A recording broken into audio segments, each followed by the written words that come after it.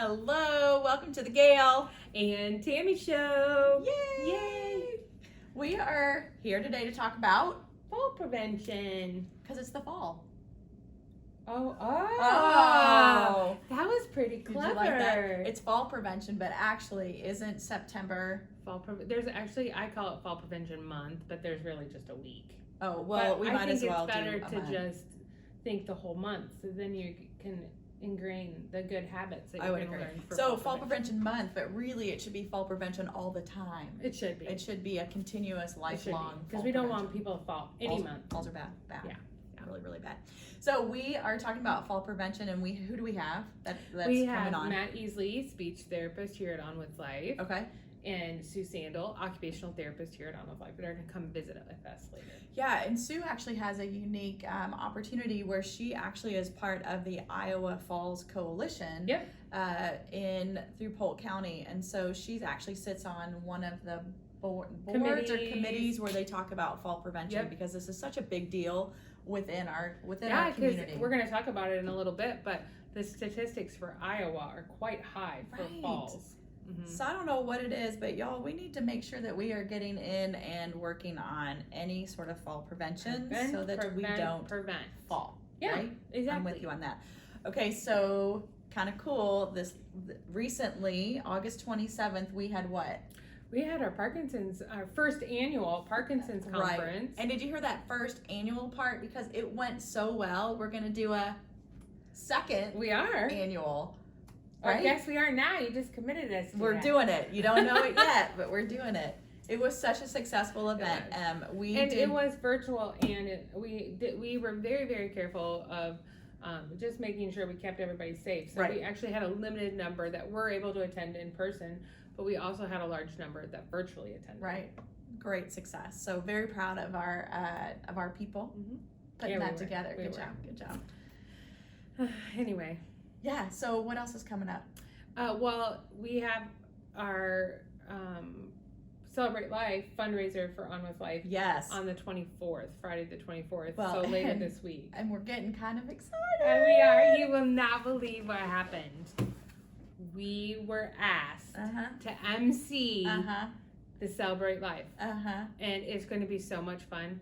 Now, it is. It's our very. But listen, I've been talking about syndication.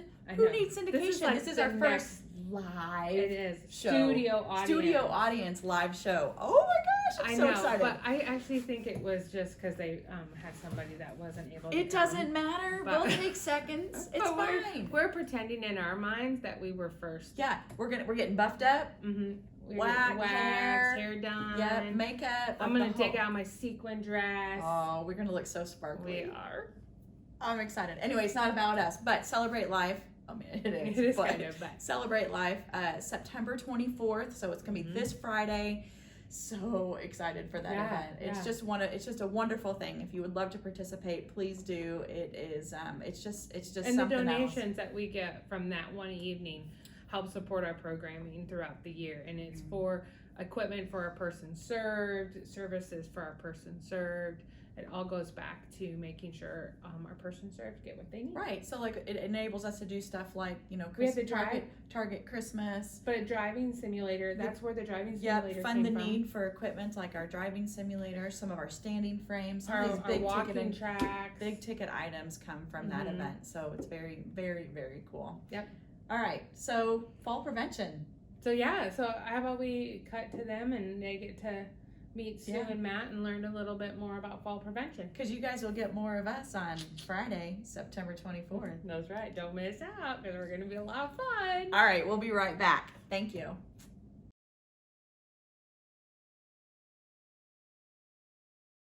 Hello, everybody. We're back with two people from our outpatient program to talk about our topic this week, which is falls. And really, we're talking more about fall prevention. And what happens What if happens, you happen to fall. Yeah, which is not very good. And how do we help fix it Exactly. if you fall? Exactly. So I want to introduce you to Sue Sandel. Sue, what do you do here? I'm an outpatient occupational therapist. And Matt? And I'm an outpatient speech language pathologist. Yay. So what do you guys do here for like helping with falls? Yeah. So what do you do when it comes to helping with falls? So from an occupational therapy perspective, some of the things that we look at are safety with self-cares like bathing, dressing, safety in the restroom. We also look at vision, because sometimes if your vision isn't up to par, that can lead to trip hazards, things like that. So we assess that, and then we work with the person served and their families on do we need to refer for a vision assessment? Do we need to take a look at changing the home environment? Like, is it okay if I leave my rugs down? We are very anti-rug. You mean my really, really pretty rug that I love? You know what? It could make a very nice wall hanging. Oh, I hadn't even thought about that. Yes, that's what I've talked to people about before, is if you really love your rug and it's very special, it could also be a wall hanging. Now, Who knew it could be art? It could be art. do you also work with people that, even despite our recommendations that they should pull up their rugs, can we give them ideas of what they can do if they're never going to pull up their rugs? Because we'd rather them be honest with us. Yes. So one thing I recommend to people is there's some non-skid traction that they can put under the rug to help keep it from slipping. It's kind of like that foamy shelf liner that you put in your cabinets. But it's not always slipping is the problem, and that's why we want them to pull it up, because those rugs can curl up, or they can get caught on a toe, Or they get caught up on a walker. Mm-hmm. Right. Usually the front wheels do okay, but the back posts do not do very well because they get caught up on the walker. Mm-hmm. So Yeah. we do We recommend, like rugs, but you know, just not in your house. Matt, what do you do for people? So, as far as falls for speech therapy here, we primarily think about cognition, and we also think about communication and language. So, can the person served remember the steps that they have to take to prevent falls themselves? Can they remember the steps that they need to take to safely stand up and sit back down? And can we support that memory and that language for executing those things kind of from the mental perspective? Good. So, okay, so we gotta go back to that just for a second. Let's do it. So say my memory's not very good, Mhm. and you've told me that I need to do a whole bunch of steps. Yep. How do I remember that? Sure. Well, So, give me some strategies. What do I need to do? absolutely. So, kind of first thing that my mind goes to is external memory strategies. So, Okay. can External. we put a list of those steps or a couple reminders, maybe printed on a bullet piece of paper, Okay. put it next to where you typically sit, put it on the Okay. wall, put it in the bathroom, something to external to take the pressure off you to have to remember those steps if you're having trouble with memory. And probably reduce the amount of nagging that your spouse or care partner has to yap at you. Absolutely. If you had these external. Because the Things sitting person out. can then remind themselves by looking at that rather than rely on someone else to remind them. Other things we can do are specific memory techniques in the therapy session, something we call spaced retrieval, where we practice these steps or rehearse these steps in intervals of time, maybe from 30 seconds. If we're successful at 30 seconds, move to a minute, 2 minutes, 4 minutes, keep doubling that time to really reinforce that memory. Sweet. Great examples. I know, I like that. Yeah. Who knew? Who knew Matt did this? Who knew? Who knew? No, that's because your speech. Wait, you're a speech therapist and your speech is fine. Oh wait, you work on other things. Right. Well, speech, cognition, memory, attention, executive functioning, swallow, and voice therapist is too long of a title to put on paper. So That would be a lot It to would be a write. lot. It's a mouthful. It is. So I did get some, just in general, looked up some Iowa statistics for falls. And it's kind of depressing, but I thought I would share it because this would also tell us a little bit of why we want so badly to work with people in fall prevention. Because really, that's really what we see here is how do we prevent you from falling? We prefer to see you before you fall so that we can prevent you from falling and getting injured. Because the statistics really show how badly people can get injured. And so there were national statistics, and I did pull one national statistic. Okay, lay it on us. But then I also pulled 3 Iowa-specific statistics. So the national statistic is 1 in every 5 suffer a serious injury like a hip fracture or TBI over the age of 65. So Okay, so one this is in every nationally? fall. Yep. So one So in every fall 5 falls yeah, one fall in every 5 falls results. in a serious injury like a hip fracture or a TBI. That is crummy statistics. Mm-hmm. Yeah. Okay. Because you think about just, you know, that people, as we get older, unfortunately, our balance kind of changes, and we kind of furniture walk sometimes, or we catch ourselves, and I fell over. Most of the time we think we're not going to get hurt, but it's saying 1 in every 5 you're going to get a bad injury, and that's kind of scary. That is really, really scary. Yeah. And so that was national. Okay.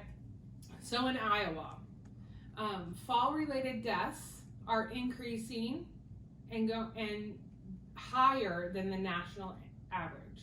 So in Iowa, we're seeing a general increase in the number of falls that are happening, but of those, it's still higher than the national average.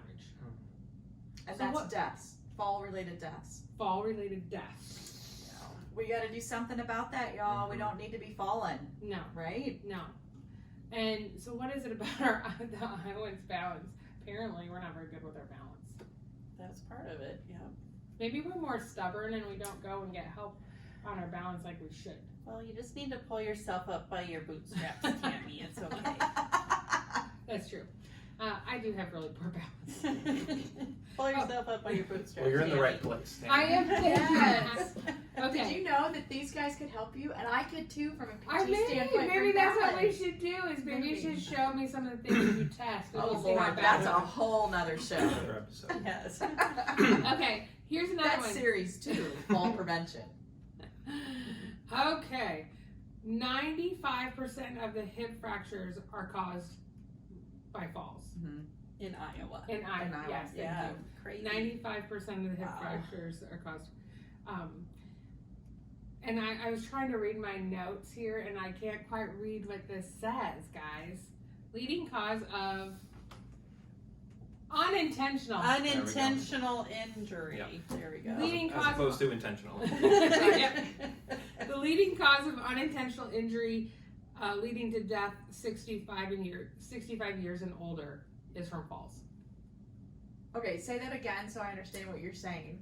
The leading cause of unintentional injury. Mhm. So you didn't intend to fall. Right, because most people don't intend to. I didn't write this Today I'm gonna wake up and I'm gonna fall. Fall right down. No.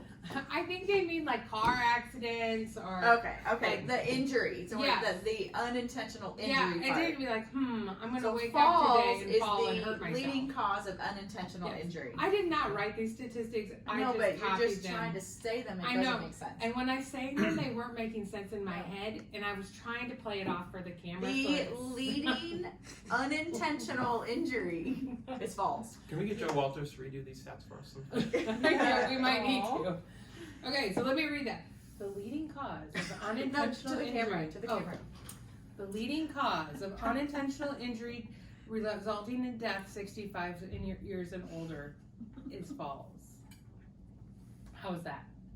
It was really good. Yeah. Really, really good. Okay, so what? Okay, fine. You just spouted off all those statistics. What does that mean? Basically, don't fall because it's not good. Okay, And but we need to prevent falls. So the statistics are high that we're falling. right So we know. after age 65, Yeah.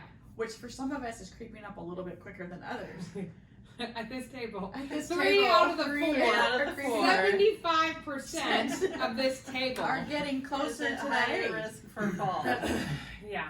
But so if we think about balance, like PT standpoint, I want to think about balance. Mhm.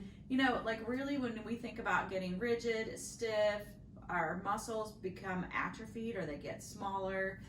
They don't react quickly. Like we don't have cat-like reflexes like we used to. Now it's more like rhino reflexes sometimes. I don't know, something like that. But it's really important that you understand that we need to continue exercising, continue working on Rhino. Rhino, I was you know, thinking- cat-like I think those probably have reflexes, and then like really slow slow. I Rhino have sounds one. Sloth-like reflexes. Oh, there. There you go. Sloth. Scratch out I the was rhino, also add in thinking sloth. fainting goat. That's a good one. Oh, okay. Anyway, but it's really important to be able to exercise, work on those balance, strengthen those muscles, but also work on flexibility. That's a huge one. Certainly as we age, our posture gets maybe a little bit more rounded. We don't actually turn our head as much, so it affects our vestibular system. What you did say about visual system, I think, Sue, is key, because when we think about depth perception, really being able to process what you're seeing. Maybe And it's I think not processing well. I mean, there's just I think then throwing in Matt's about cognition, oh gosh, just the huge. awareness of safety. Maybe being able to always make that appropriate judgment. Or I think I hear a lot of people that talk about how sometimes getting up in the middle of the night, they get kind of disoriented. And so then you have that increased risk as well. But the other one I think is worth talking about, because we actually have a program that can help with this too, is the incontinence or that frequency, that urinary frequency, where people are trying to hurry to the bathroom and then they fall because of that. I think that's something we hear a lot as well. But even in getting up to use the bathroom, making sure that people are using night lights. Like, what kind of other strategies and home modifications? Yeah. I'm gonna leave that to Sue, because I think you're our home modification queen. So what should they do for nighttime strategies? So you mentioned the night lights. So the night lights that are either constantly on or ones that turn on with motion are an option. In our practice apartment here, we actually have glow-in-the-dark strips that you can put along either where the edge of the room is, where the doorway is, and there's also a light-up toilet seat that when you get to the toilet, it will light up so you can see where you need to That would No be way, I did not know that. party in the bathroom. Party in the bathroom. It's not a disco globe. It is not. a light for the Wait, toilet. get this. You could get the light up strips that make a path, like Right. a runway right to the toilet, and then when you get to the toilet, you go, oh, because the lights would come on. Or It's functional and it just looks really sweet. Exactly. That's right.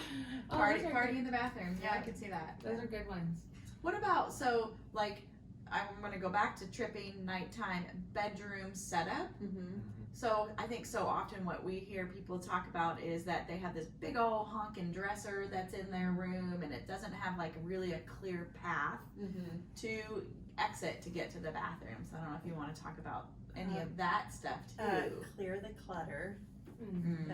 For that. And then I was actually thinking about this when we moved into our retirement home a couple years ago, because I sleep on a certain side of the bed, and we positioned our bed so I have to go around the bed to get to the bathroom. So if you're able to, and you're thinking about the setup of your bathroom, if you're the one that needs to get up maybe more frequently or whatever, you may want to consider having your side of the bed so it's more of a straight shot to the restroom. So I don't know if we're going to change our bathroom setup, because you get set in your ways. Yes, you do. So, Very much so. Set But your ways. yeah, you may want to look at rearranging your furniture, decluttering, those kinds of things. So that even if you have to walk around, Correct. that you don't have to worry about running into things or small pathways or clutter. Yeah, that makes sense. So from a strategy standpoint, if let's say you are worried about falling, you've noticed that your balance is not very good, what should people do to get here? Or what steps should they take so that they can work out, my balance is not good. What do I do? What do I Everybody do? looks at me. We do. Okay, well, let me answer that question. So, to do a referral, you want to come and get your balance checked out, or just an overall good balance assessment, you can give us a call at Do you guys know the number? Because we all do it in unison. Ready? You're starting. Matt's from Coralville, so I mean he's been working in Coralville for a bit. I need to do some space retrieval for myself Space on the phone retrieval? number to help me remember it. Did you get it? Pull it in? I think so. I You're think I have gonna it. fake it if nothing else. Yeah. Ready? So if you want a referral, or if you need to talk to somebody to be like, should I come in for services? you call 515-289-9696. There we go. Good Good job. job, Matt. I got it. You did it better. So basically then from there, we go ahead and we get some basic information from you. We would get your insurance so we can tell you if insurance, what kind of insurance you have and how it would be covered here. Then we would give your doctor a call and get the orders that we need, and then we would just set you up for an evaluation. It's pretty simple. You come in, we have you walk through whatever therapies we determine that you need after talking with you. And then after we do the evaluation, we sit down with you and say, hey, this is what we found, this is what we think you might need. Or maybe we'll say, it looks like you're good, you're doing the right things, come back and see us in a year. Probably not, if you've gotten that far. But I was trying to be positive, Gail. We are going to be positive, but we'll be positive in that we'll give strategies, we'll give exercises, we'll give people sort of like a tune-up and a bump-up just to make sure that they're maintaining where you are. We know that as you age, things get worse, and we don't want to make that decline. We want to at least stay even. If we'd not, rather see them, we'd rather see that. and we'd rather see them before they fall. Oh, amen. Like we would rather to see you early, get a good baseline on you if nothing else, and be monitoring you so that we can catch those balance changes before they become an issue and you have to worry about falls. And I was also thinking about, hey, I don't think I have trouble with cognition or vision or things like that.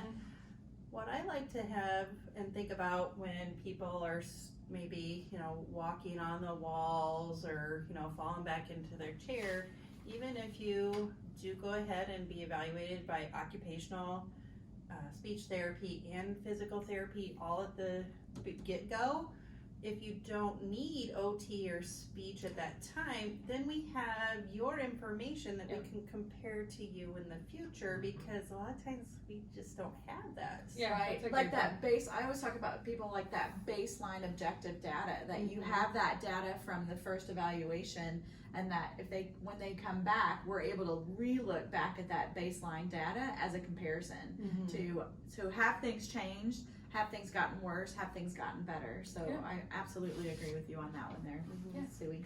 Well, thanks, guys. We're so glad that you joined us today and that you got to share a little bit with everybody about fall prevention and keeping everybody safe, because that's really what we're about. Amen. We're Thanks about for having that. us. Yeah. All right, guys. It is Tammy and Gail from the Gail And Tammy Show. signing out. Stay tuned. Thank you.